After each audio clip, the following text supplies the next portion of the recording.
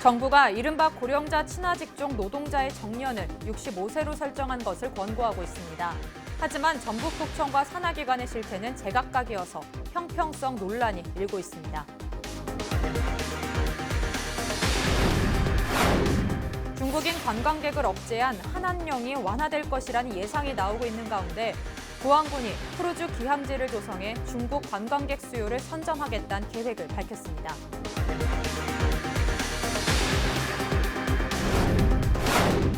대학생 자녀를 두신 학부모들은 등록금 마련 부담감이 높아지고 있습니다. 2020학년도 신입생 입학을 앞둔 전북 지역 주요 대학들은 등록금 동결을 잇따라 선언했습니다.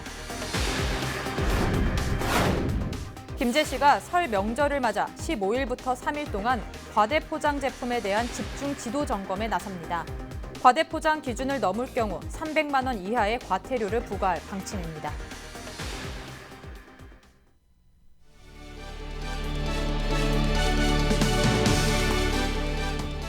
시청자 여러분 안녕하십니까? 헬로티비 뉴스 전북입니다.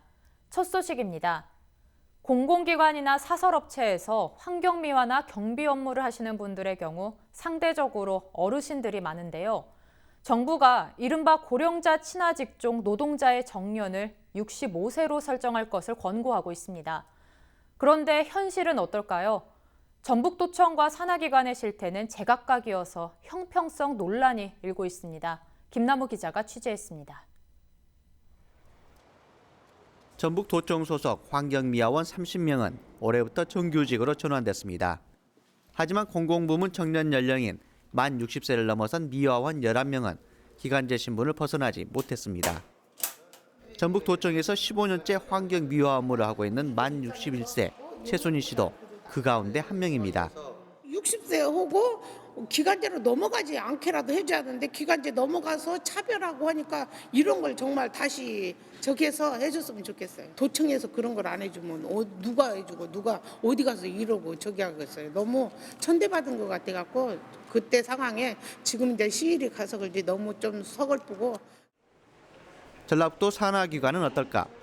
11개 산하기관 중 5개는 만 65세, 6개는 만 60세를 정년으로 정해 형평성 논란이 일고 있습니다. 공무직 관리 규정에 지금 60세로 정해져 있기 때문에 지금 현재로 정년을 연장하는 부분은 어려움이 있고요. 근데 앞으로 이제 정년을 연장하는 부분들은 시대적 흐름과 그다음에 타시도 사례들을 종합적으로 고려해서 추진하는 것이 지금 바람직하다고 생각이 되거든요. 현 정부는 공공부문 정규직 전환 가이드라인에서 고령자 친화 직종인 환경미화와 경비 종사자의 정년을 만 65세로 설정할 것을 권고하고 있습니다. 하지만 실제 적용된 경우는 많지 않습니다.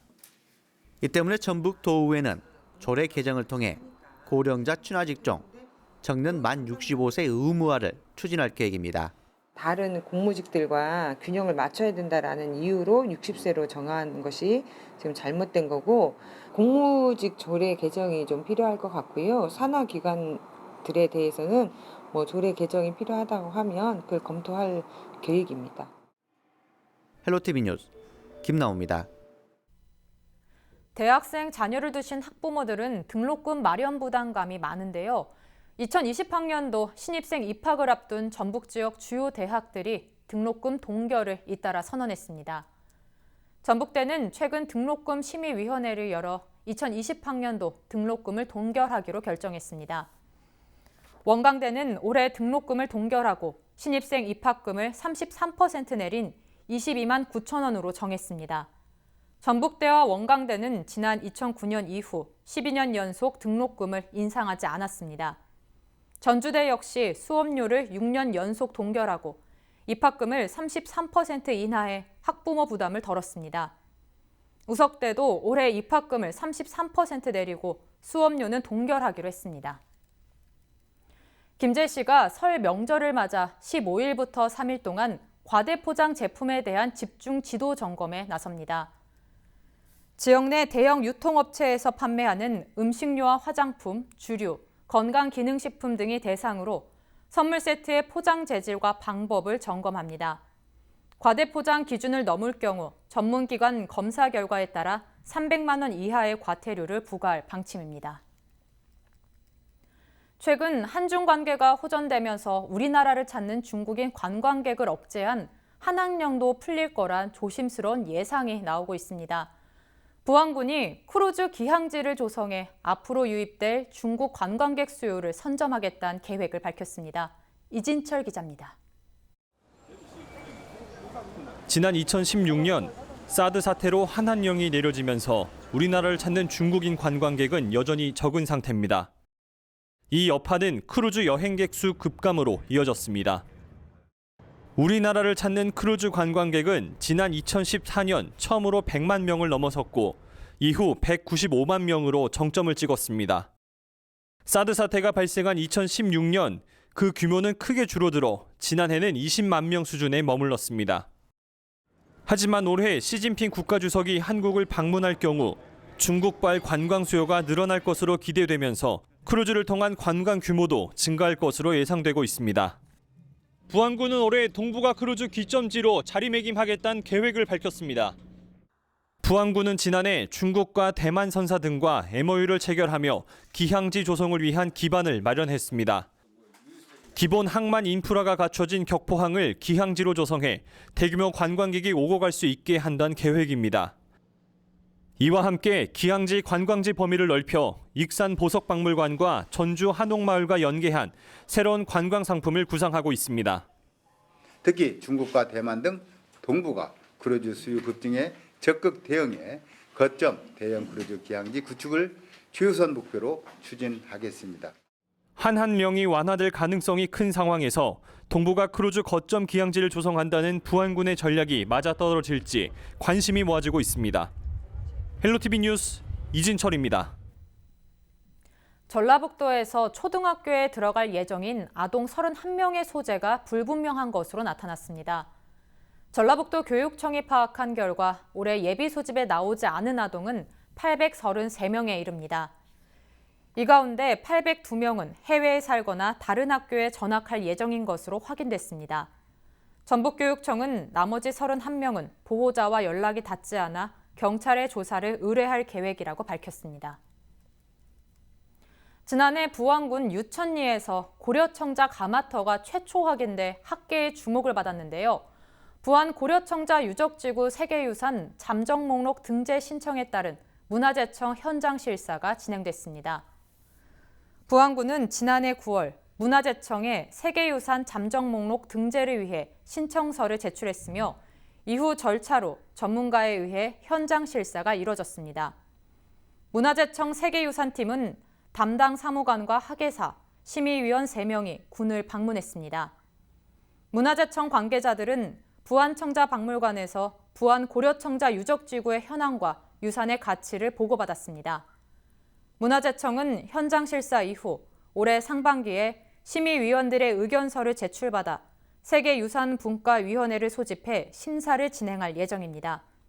심사 결과에 따라 부안고려청자 유적지구의 세계유산 잠정 목록 등재 여부가 결정됩니다.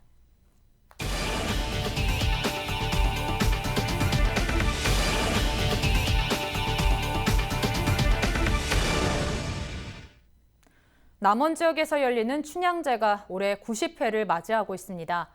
남원시가 성공적인 축제 개최를 위해 안숙선 축제위원장을 재추대했습니다. 남원시는 최근 제90회 춘향제 개최를 위한 제전위원장 위촉식을 가졌습니다. 이번 위촉식장에서는 안숙선 춘향제전위원장이 성공적인 축제를 이끌어갈 적임자로 평가받아 제전위원장으로 재추대됐습니다. 국가중요무형문화재 제23호 가야금 산조와 명창 예능 보유자인 안 위원장은 국립창극단 예술감독과 전주세계소리축제 조직위원장 등을 지냈습니다. 올해 춘향제는 4월 30일부터 5월 5일까지 강한루원과 요천 일원에서 열릴 예정입니다. 속 내실이 있고 겉으로는 현대적인 삶을 또 오버랩하는 그런 춘향제로 만들겠습니다. 줄어드는 농촌 인구 문제 가운데 청년 인구 유출이 가장 심각한 상황인데요. 전라북도가 고령화되는 농촌에 청년 정착을 유도하기 위해 청년 창업농 정착 프로젝트를 추진합니다. 영농 정착 지원 사업에 연령 초과로 제외되는 만 41세에서 45세 창업농에게 2년 동안 월 80만 원씩 지급합니다. 청년 창업농이 지원받은 정책자금 이자 2% 가운데 1%를 최대 3년 동안 지원할 예정입니다. 농지와 농산물 재배시설, 축사 등에 대한 임차 비용의 50%를 3년 동안 지원하며 노후주택 리모델링 비용의 50%도 지급할 계획입니다. 김제시가 지난 7일부터 일주일 동안 19개 읍면동을 대상으로 진행한 2020년 시민과의 대화가 마무리됐습니다. 박준배 시장은 지난해 시행정 성과와 올해 방향을 각 읍면동 주민들과 직접 공유하고 여론을 수렴했습니다. 김제시는 시민과의 대화를 통해 정책 제안과 건의사항 80여 건을 접수했다고 밝혔습니다.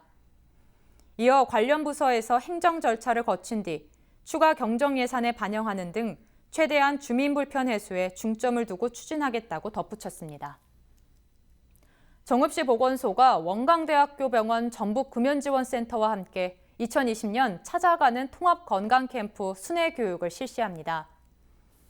이번 순회 교육은 흡연자의 금연을 돕고 나날이 늘고 있는 음주 관련된 사회적 폐해를 예방하며 심내 혈관 질환 예방 등을 위해 진행됩니다. 캠프에서는 일산화탄소 측정과 금연 보조제 지원 등 개별 상담을 진행하고 동맥 경화 진단, 금연 절주 시도자 행동 변화 등 전문의 심층 상담이 이뤄집니다. 신체 활동과 영양, 비만 등 건강 생활 실천을 위한 전문 운동 처방사와 영양사의 지도도 받을 수 있습니다. 슬레이트에는 1급 발암 물질인 성면이 포함되어 있어 지붕으로 쓰인 슬레이트는 빠른 기간 안에 교체해야 하는데요. 부안군이 노후 슬레이트 철거 지원 사업을 추진합니다. 올해 모두 7억 1,700만 원을 확보해 220동을 지원할 계획입니다. 지원 대상은 기존 슬레이트 주택에서 철거가 시급한 창고와 축사 같은 비주택 건축물까지 확대했습니다. 이번 사업은 사회 취약계층에게는 철거 이후 개량 비용을 전액 지원할 계획입니다. 지원을 희망하는 주민은 읍면사무소를 방문해 신청하면 됩니다.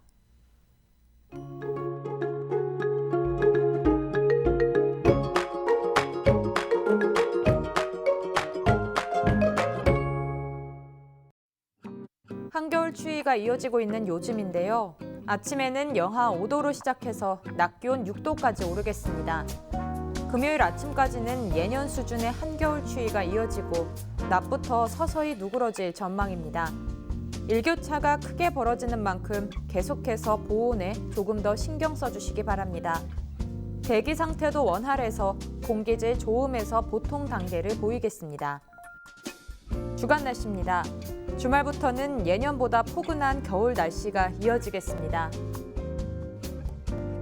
바다 날씨입니다. 물결은 최고 1m로 잔잔하게 일겠습니다. 항해하시는 분들은 기상정보 참고하시기 바랍니다. 전국 날씨입니다. 금요일 낮부터는 추위가 서서히 풀리겠습니다. 휴일에는 중서부와 호남 지역에 눈이나 비 소식 들어있습니다. 또 대기가 많이 건조한 상태니까요. 산불 등 화재가 발생하지 않도록 불씨 관리 잘 해주셔야겠습니다. 밤과 낮의 기온 변화가 심한 요즘입니다. 건강 관리 잘 해주시길 바랍니다. 지금까지 날씨 전해드렸습니다.